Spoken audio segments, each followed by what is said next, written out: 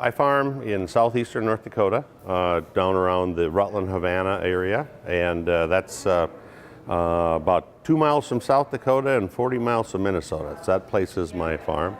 I farmed for roughly 40 years and no-till farmed roughly 40 years. So it's just been the last 20 or so that I've included cover crops. And that's been a big step for me and my operation to be using cover crops in it. The soil health benefits from the cover crops. I went into cover crops actually for moisture management. We got wet in the 90s, and a lot of guys reverted from their no-till systems back to tillage for moisture management reasons, and they were justified on their part.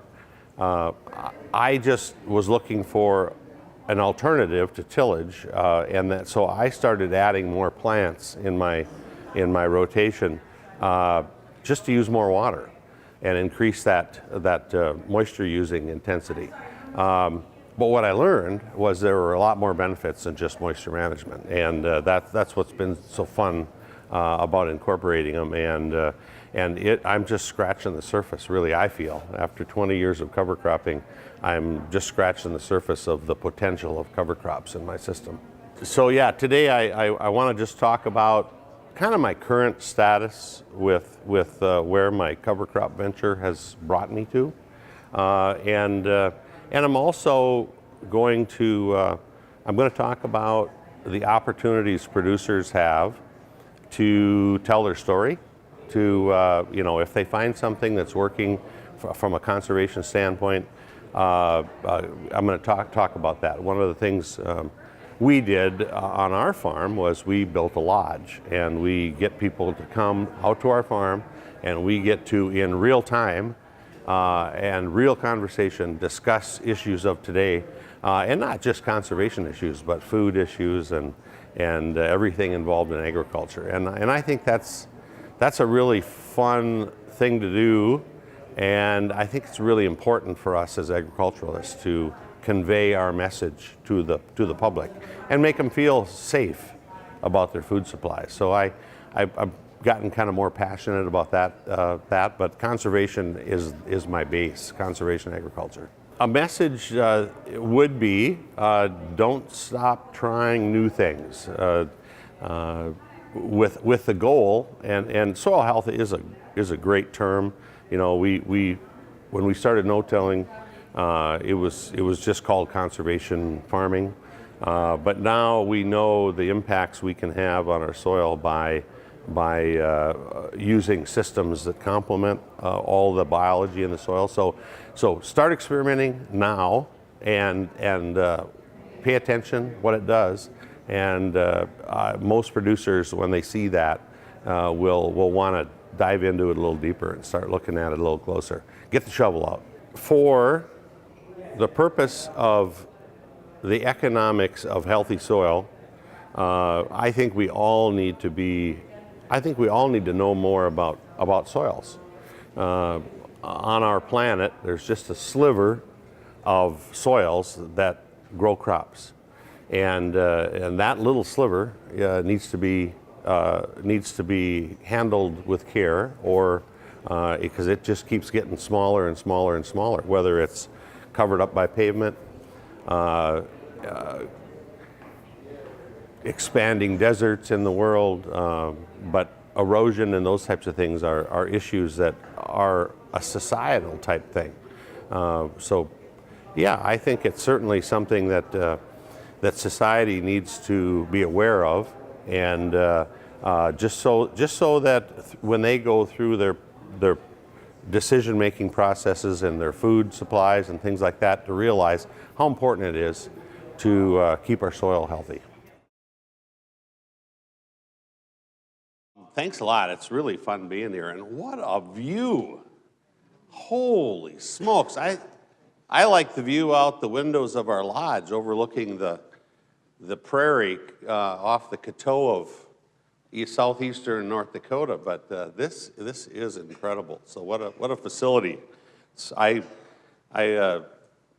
I'm glad I drove here just to get in on the meeting and the views. So I'll talk a little bit about the title, what I learned in 2017, but I'll try to bring that back up from the beginning a little bit at a few times so that you can kind of see where I've been. But I continue to learn that adding cover crops and diversity into my crop rotation, and I've always had at least a 4-year crop rotation. The 40 years I've farmed I've always had a crop rotation, and it was really, I just kind of brought that through from when I was growing up and watching my dad and his brother farm. They always had a crop rotation. No-till came in when I was challenged attending a soils class at NDSU, and a soil scientist said he'd heard of the concept of farming without tillage. It's called no-till farming, and he challenged the class to look into it. That was it. That was the whole extent of my exposure to no-till from that soils class. But what it did do is it did perk my interest. And my dad was always, he tried to be a good conservationist as good as he could with the tools he had, but tillage was still his tool. And he knew tillage was the enemy, but he didn't know how to do anything different. And there weren't any other options at that point. But so I took some trips around the upper Midwest, and actually I went north. I went into Canada to talk to some no-tillers in Canada who had been no-tilling for 4 or 5 years at that point, and picked up some tips, and it looked like a good practice, and it was great for our farm. But in the 90s, we got wet. We needed some more diverse moisture using. So that's how I got into cover crops, was to try to use more water. I had started tiling in 2005, and that worked well too, but I was running into problems. I started cover cropping in the late 1990s, and I was running into trouble with soil moistures, even getting cover crops established. And we have a lot of salinity on our farm, living at the base of the Katota Prairie Hills. There's about a 1,000-foot drop in about 5 miles. So it's a pretty good drop for eastern North Dakota. And there's a lot of salinity at the base of those hills. And tile did help, but it wouldn't do it alone. It needed help from more plants using water. NDSU, and I love this picture because most people in here probably have heard of Abby Wick. She has just lit a fire underneath cover cropping and regenerative agriculture, but she did it not even really realizing she got hired because of the legislative initiative called salinity. She got hired to try to help farmers manage their salinity, and what she instantly found out, or very quickly found out, and she is a quick learner, is that managing salinity is about managing water, and managing water is about having more plants in the system. So she's just been tremendous, and there's a representative from the Corn Council and from Soybean Council there in the field, and she gets them out there, and she literally has the main 3 commodity groups in the state just wondering what she's going to do next and how she's going to help producers with manage salinity. But she's doing it through working with cropping systems, and it's such a great thing. I continue to learn every year that erosion is an issue in North Dakota and all over the Midwest. It's just depressing to see that we still have not learned to even keep crop residues for cover in a lot of cases. Way too much tillage. And that was this year on looking out the lodge windows. Okay, so I'll just mention some of the things that have really gotten to be, and some of these are repetitive. You know, we've already talked about planting green, but I just want to tell you it's really exciting to see a rye cover crop survive the winter and then plant soybeans into it. I will say that it is, and Allie mentioned this, it's a little dicey because rye can use water really fast. And if you're a little bit short of water, you start to wonder, okay, did I let it grow too long? Did I use too much water, not enough water? Here's just a shot of me spraying it out. I chickened out in this particular case because we were getting a little too dry, so I sprayed it out a little bit early. But I still had great vegetative cover. And you can see the little bean rows coming in there. It only took a 1/4 to 4/10 rain to get those beans to come up. The moisture was close by. But then with that cover, then you've got a great armor, but a great blanket for keeping the moisture that comes the rest of the season. And here's our farm harvesting that field. We happen to be on the cover of the Soybean Council's research thing this year. I just thought that was kind of cool. But we're harvesting 59 bushel soybeans in a field that was planted green like that. And I just think that's so cool. Another way that we've been using covers is to broadcast rye into corn and aerially. This year we got a great stand. Allie mentioned that too in the Lemoore area. I'm looking forward to this spring to see how we can utilize that. This picture is from this spring. Had sowed soybeans into rye that had been broadcast into corn, and I'm spraying it out. Again, I would like to leave it a little bit longer, but we were dry again this spring, so I didn't. Here's something that's getting to be fairly popular and being tested quite a bit now is interseeding cover crops into other crops. And I'm working with NDSU on using an Amity piece of Amity drill equipment, and it's so far every indication to me is that we can do it earlier than later. The year before, I did it with like V6 corn. This year, I was doing it with about V4. And I think we could probably even go earlier. It has to be adaptable to your herbicide programs. That's kind of my biggest challenge is getting a clean field and then coming in and still not having residuals that would affect the covers. So we're working on that. This is just a kind of a progression of that same field where you see that drill running in. There's rye and radish coming up between the corn rows. Here's probably early August, and the corn is completely canopied. The covers are small in there. They really didn't get carried away at all. In fact, the hardest part with this method that I see is that the crop doesn't actually kill the cover. And some plants we're finding certain plants handle shade and competition better than others. Rye isn't too bad, but the rye stand got severely thinned out, and I don't know, it'll be interesting to see this spring. The year before, it looked pretty good in the springtime, so I'm anxious to see it this spring. I won't spend much time talking about equipment. The one thing I'd say is that most of the equipment out there today is very adaptable to doing what you want to do with it.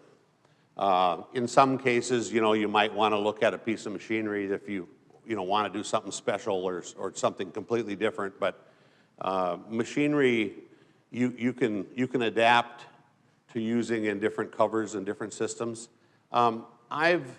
Because of our research farm in Foreman, our manager, Kelly Cooper, had come across something called biostrip-till. At least this is what we called it.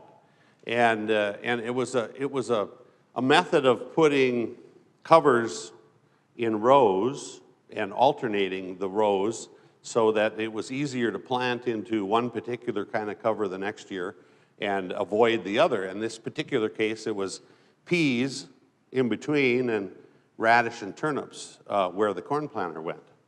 And we found after 3 or 4 years at the research farm that the corn yields, there were some variation in our yields, but for the most part, it looked very promising to have the corn planted using plants to prep that soil instead of using tillage so much. So this is my version of biostrip-till using that piece of machinery. Here's just, again, it's a little progression of the plants. This is this happens to be in a spring wheat field, and I have radish, turnip, flax going down the shallow openers on the drill, and faba beans and peas going down the deep ender, because some of the larger seeds need to be planted deeper than what you can plant the small seeds. And those are kind of some of the things I've found out over the last 20 years of experimenting with cover crops. It's no different planting a cover crop than it is your primary crops. There's agronomic practices that are conducive to a particular cover crop that you're seeding. So going out there and seeding, let's just say peas and radishes at 3/4 of an inch, it's good for the radish, but it's not all that great for the peas. So from a biomass standpoint, the peas need to be a little deeper. So this is just, again, progression. This is probably mid-September, probably. And here the spring wheat filled in wherever the cover crops weren't the volunteer spring wheat. In this particular picture, see, it would be on your right, is faba bean in my cover crop mix, and on your left is peas. And faba bean is just something I've been experimenting recently with, and I've found some kind of exciting things about it. And the main thing about it is the residue is brown to blackish when it finally succumbs to frost. And I just love how it alters the environment for the corn plant the following year by having that dark residue versus peas. Now this was in spring wheat, so the spring wheat's kind of hiding some of those other plants. Here is in a winter cereal field where, so the volunteer didn't get very big, it stayed low. And you can see on the right side, the faba beans are, I sent this picture to Abby Wick, and she right away thought I was just comparing strip-till, mechanical strip tillage, because it looked so dark, it looked like I had strip-tilled it, but that's just the plant difference between peas and faba beans. This spring, I had this same kind of experiment in last fall. So this spring, what you're looking at there on the left, there had been faba beans in that mix of covers, and on the right, it was peas in with that mix of covers. And there was about 8 to 10 degrees difference. There was a lot of biomass. There was actually, NDSU clipped this particular field and found that there was 5,000 pounds of residue that I grew in the cover crop, not counting the cereal grain residue that was there. So there was a lot of biomass produced, and that is, a lot of biomass can, especially dead and littered on top of the ground, can keep the soil cool. And that's one of the issues.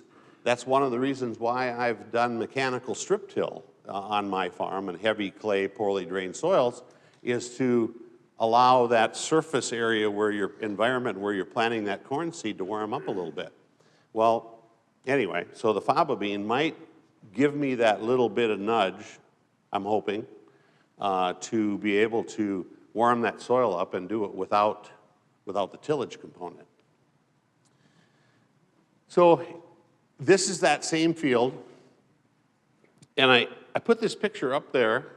It's a harvest map, a yield map from this fall, and way on the left side was the pass with the faba beans. I just had one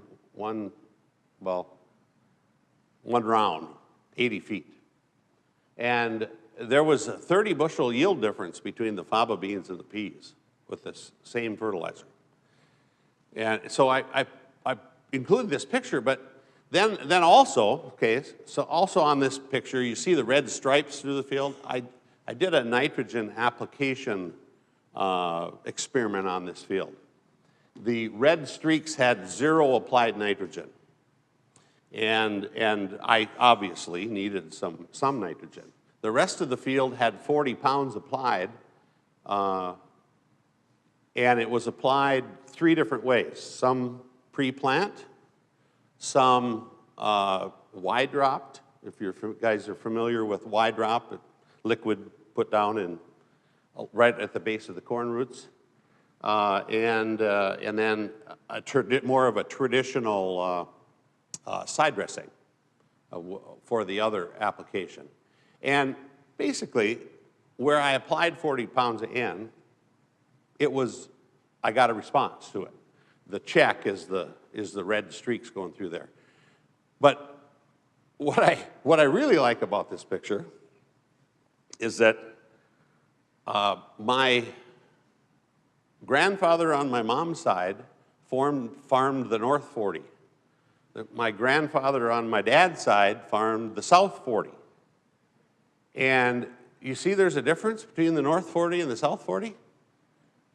So I probably, if I would have applied enough N on that field, I maybe wouldn't have seen that. But since the whole field was limited in N, look at the difference between the North 40 and the South 40. And this is a flat, clay, Red River Valley soil. But there was erosion sometime in the history. This field has been farmed the same direction with the same crop rotation with the same fertility practices for 50 years. And whatever happened prior to 50 years is still affecting the productivity of this 80 acres. So it's sometimes you just need to look at something and go, yeah, we got to really work a little harder at keeping our soil where it's at, because you just never know when it's going to help you out. We had a poor spring this year with mineralization. We were dry and cool, and that didn't get my cover crops to mineralize very fast. But even with that, with only 40 pounds of N, the south part of that field ran 180 bushel. The north part ran about 130 bushel. So there was 50 bushels difference between the north and the south, and it was all history, cropping history.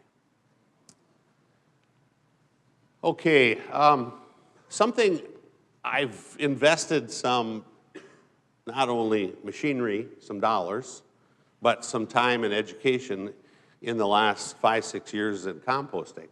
And it started from our soil conservation district. Our soil conservation district, through a 319 water quality grant, bought a composter to let ranchers compost their manure, so I did the same. I still had cattle at that time, and I was using the composter, so slowly learning a little bit about it. Well, in the meantime, a large dairy started down by Veblen, South Dakota, only 15 miles from my farm. And they had ample amounts of manure that they were trying to get rid of. So I thought, if I'm going to get into composting, I went to a tour, and I saw a guy from Hatton, North Dakota, had a windrower composter, and the thing was just tremendously efficient. So I bought one, and the thing that's so interesting about composting is look at the size of the windrow. when I started composting it. Look at the size of the windrow when I'm fairly done composting it, right before I apply it. It reduces in size by at least 70% in bulk. And the nutrients are still basically there, but you don't have to spend quite as much time trying to apply it to your field. Plus, the whole concept of composting is to,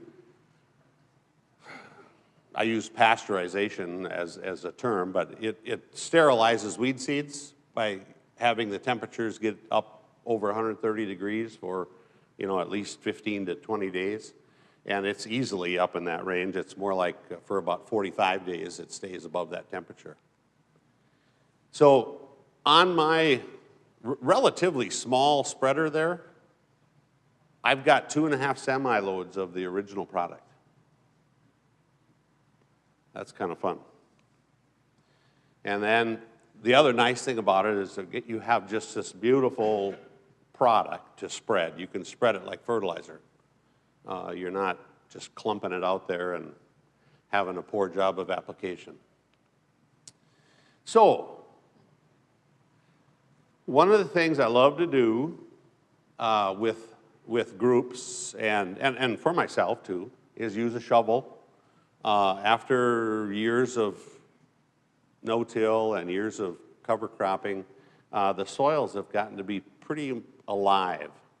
And one thing I found is that it doesn't matter what language, the oohs and ahs all are, you don't need a translator for that. When you put the shovel in the ground and pop it up and they go, whoa, look at that. Even in Russian, it sounds the same.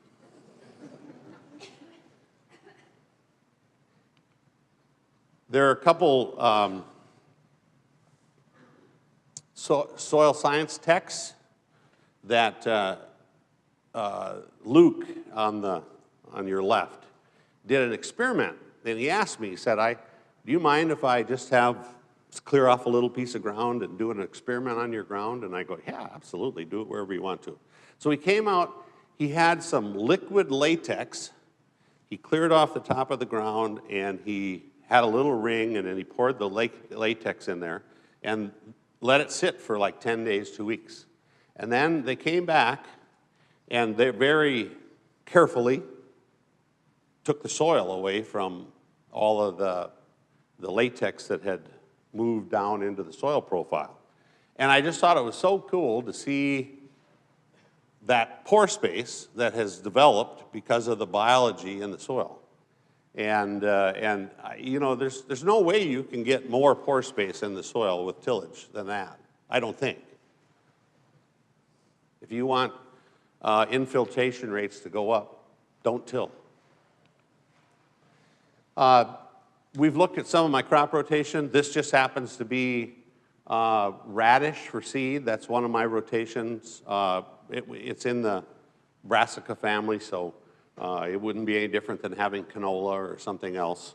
But it's been a good crop rotation for me, and a friend and I trademarked a radish, a daikon radish type.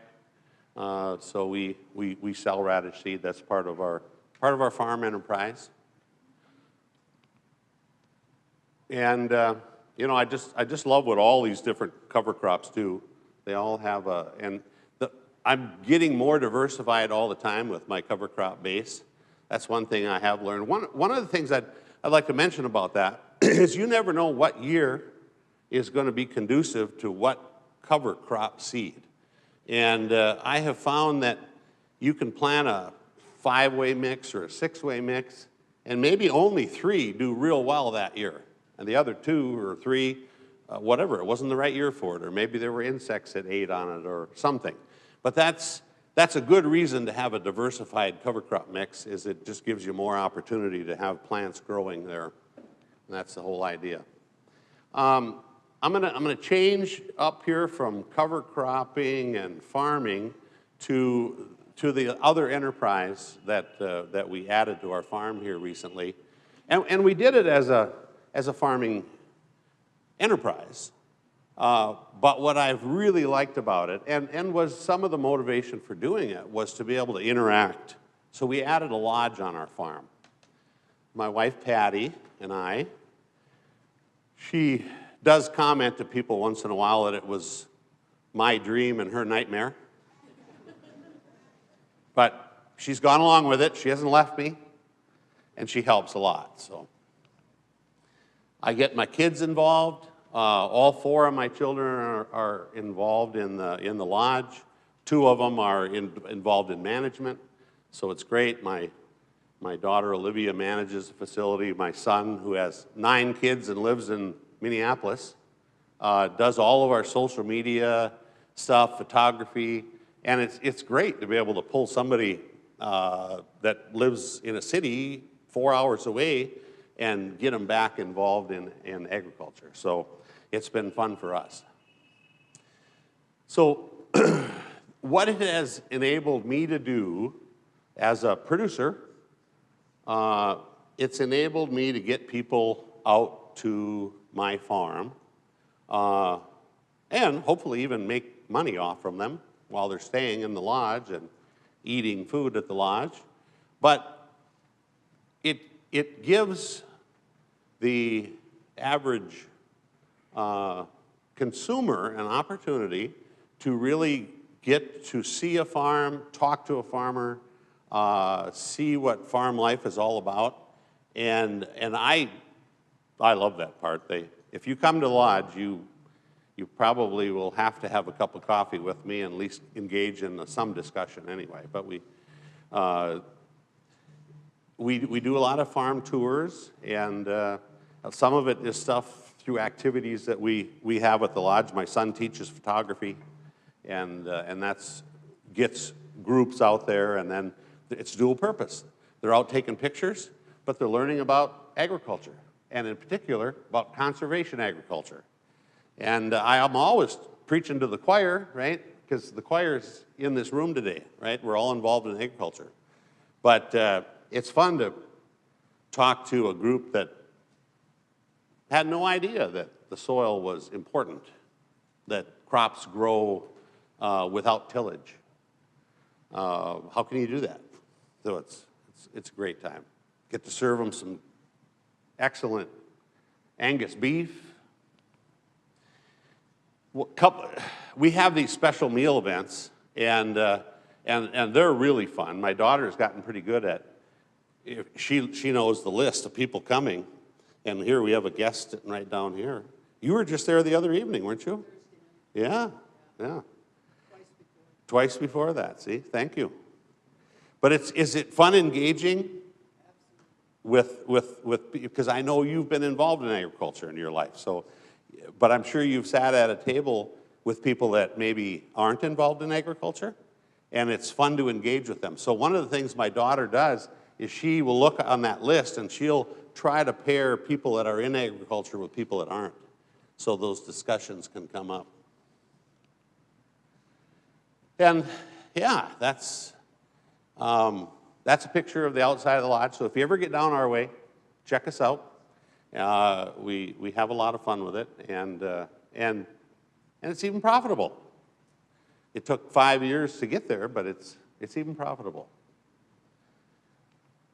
So let's get excited about cover crops and conservation agriculture. It is. I get have a lot of fun with it, and people love coming to the farm. They don't realize it at the time. They're going to get a lesson on conservation agriculture, but before they get out of there, they get a chance to. So, and I haven't had anybody tell me don't ever do that again yet. But so I'm going to open it up for questions if there are any. If not, we'll go for lunch. John. Neighbor John. Yeah. So the last time I was home, Grandma, she started referencing the wet years. We have a few dry years, so when Grandma says the wet years, makes me go, you're going to long-term drought again. So since we've had a couple dry years, how are you changing your cover crop management since you're trying to manage water in a slightly different way than in the wet 90s? Good question. John Breker is my cousin and a bright young man that went and got his master's degree in soils and works for AgVice now. If you need to talk about fertility and and soils questions, he's the guy.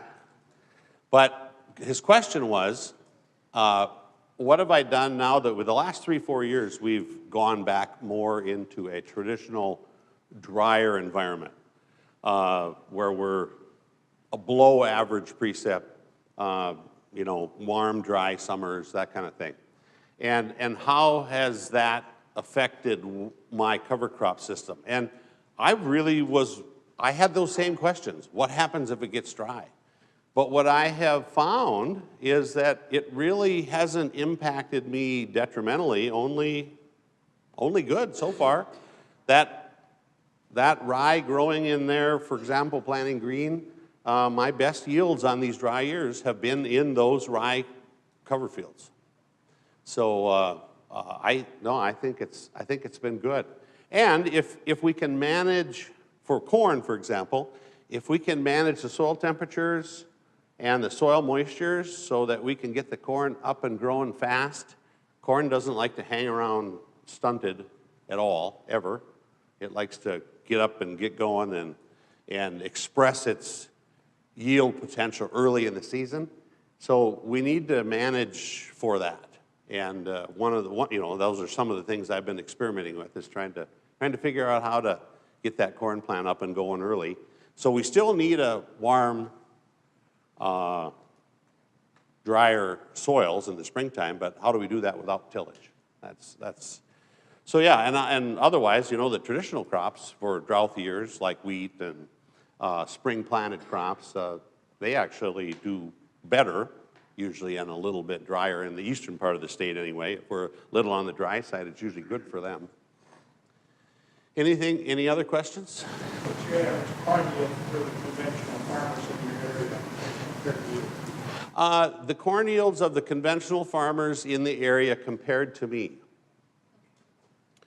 I would say they're a little higher. And the reason why I say that is Dave Franson did a nitrogen rate study where he was recalibrating the nitrogen tables for the whole state.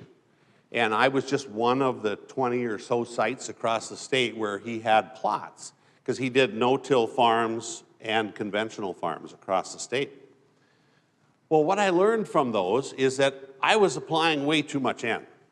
For one thing, and I knew my organic matters have risen over the years. Most of my farm is 6 to 7% organic matter, especially the fields that have been no-tilled and cover crop for almost 40 years now. And there's nitrogen release. Mineralization happens when you have organic matter or don't have organic matter. There's just less of it. But if you put a calculator to 20 pounds per percent of nitrogen, or 20 pounds of nitrogen per percent of organic matter, and you do the math, and roughly, John, am I close on that? Is that close? I've heard that figure different ways. I think 20 is the value they use down on the southern plains. I think Dave has 50 pounds up here. Not when you're like above 5 like you. Okay, yes, 50 pounds on, yes. If you have, and that's what Dave has done, is he's given a 50-pound nitrogen credit as a blanket policy to long-term no-tillers. But what I saw on his nitrogen rate studies is that 40 pounds maximized my yield in most cases on the plots he did. So I've been applying a lot less N than my neighbors that are still putting down 120, 160 units of N. Well, on that perfect year, yeah, their yields are going to be higher. But that's one of the reasons why I was experimenting with some of those in-season fertilizer applications, because maybe I need to look at, I mean, who would have thought 20 years ago we were going to be raising 180 bushel corn or 200 bushel corn in the state? And I mean, it's not just in eastern North Dakota. The central part of the state is raising those kinds of yields too. So it's just amazing. But yeah, I need to probably readjust my overall nitrogen rates just to compensate for higher potential yields. But yeah, I would have to say at my lower end levels, I'm probably maybe 20 bushels below some of the neighbors that are either no-tilling or conventional, but applying more in. But I don't think, from a dollar and cent standpoint, it really hasn't made a lot of sense to apply that much more in on the average and then get 10 bushels back, or even 20 bushels at times. So. Do you utilize livestock at all to graze after corn crop? Do I graze my aftermath and cover crops? And have you seen pros or cons to that? What? Say that again? Oh, okay. Pros and cons to grazing crop aftermath and cover crops. You know, I see only pros. I just don't see any cons to that, honestly. The only con, now that I don't have my own cattle, is to find a producer that will kind of, work with you on your schedule and, get the cows on, get the cows off, get the fence picked up, that kind of stuff. It's just those little management details. But otherwise, from a crop production standpoint, I only see pluses. And one of the things we're talking about again is that you have all that biomass that you produce, which is great for the soil, but now it's laying on top of the ground in the springtime, keeping the ground cool and damp. Well, if the cows have processed the majority of that, maybe 70% of that, it's no longer there. So now the soil warms up quicker, the yield potential, they sped up that mineralization process because they did it in their gut, and it went out as urea through urine. So, they've really sped that process up. So no cons. I think cattle into that cover crop rotation, cattle in that sequence, or all of them, is perfect. It's great. I use a figure sometimes where it's, they always say you can't get more than the sum of the numbers. So 1 + 1 = 2. You throw cattle and cover crops and you get 3. 1 + 1 = 3. That's a good deal. You tried planting corn into that rye cover crop? I have. And jury's out. My jury's out on that yet. Oh, sorry. Have I planted corn into rye covers? And I have. Here, now there's a cow component. So the cows want that rye alive to graze. But if corn is following in that rotation, then you have to control that rye in the springtime instead of in the fall, because you're grazing that green rye all fall, right? So that's one of the components where I'll end up following a rye cover once in a while with corn because of that. The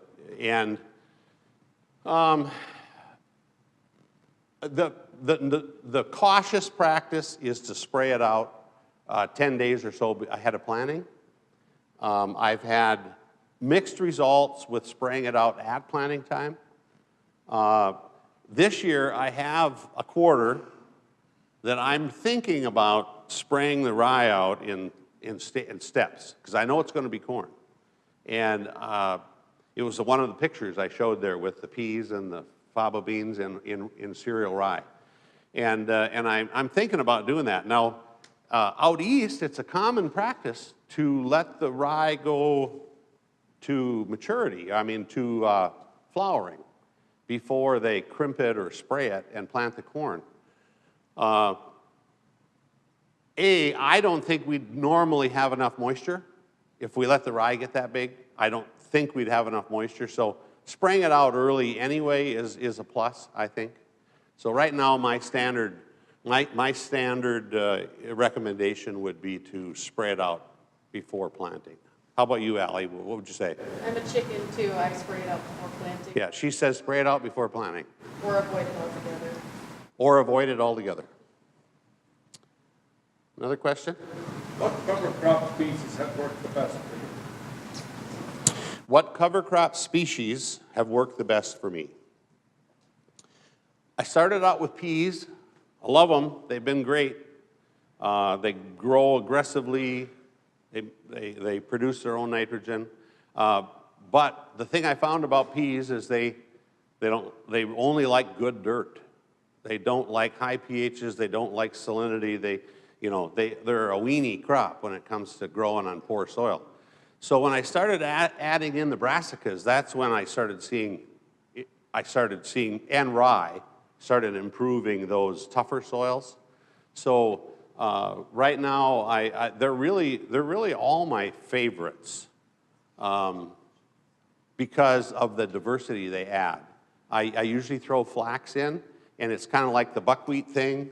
The flax is a very good mycorrhizal crop. It really doesn't do a lot from a biomass standpoint, but one thing it does do is it'll grow up. If it gets to just about bloom, it has a nice stiff stem, and when everything else dies and kind of falls down, the flax will stay standing and be a nice snow catch. So yeah, they all have their attributes. I know my biggest regret when it comes to cover crops is not starting the diversity thing quicker, but I just didn't know any better.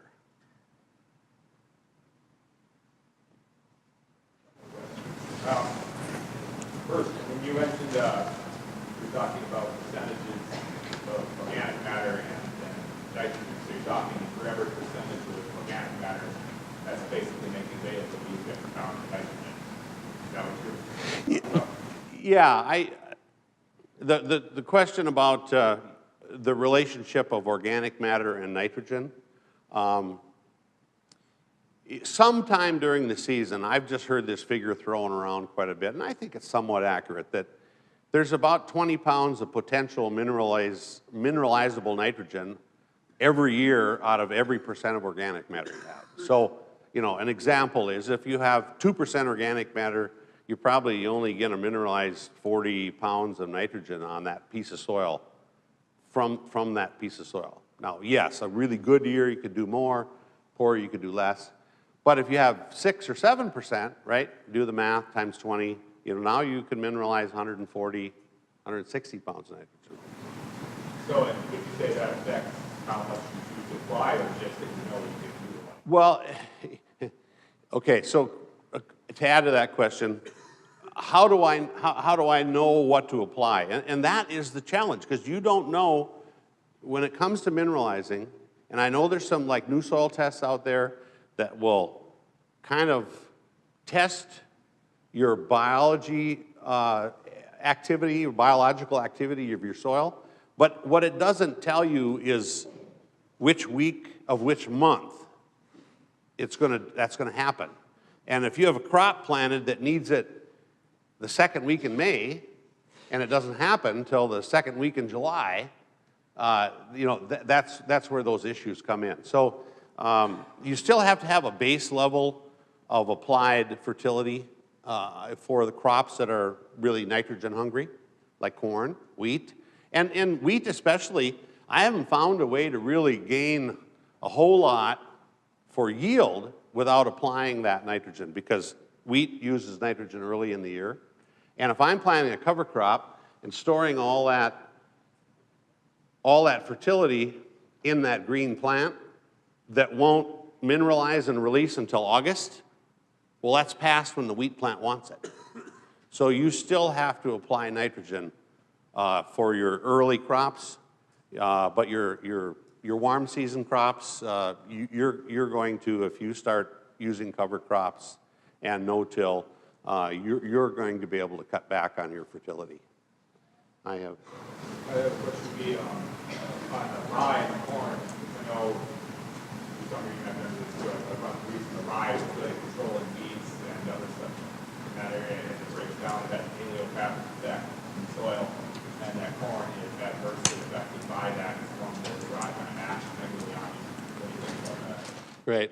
The question is the effects of allelopathy that rye can express, and it certainly does. I mean, it's a proven thing that rye can exude, I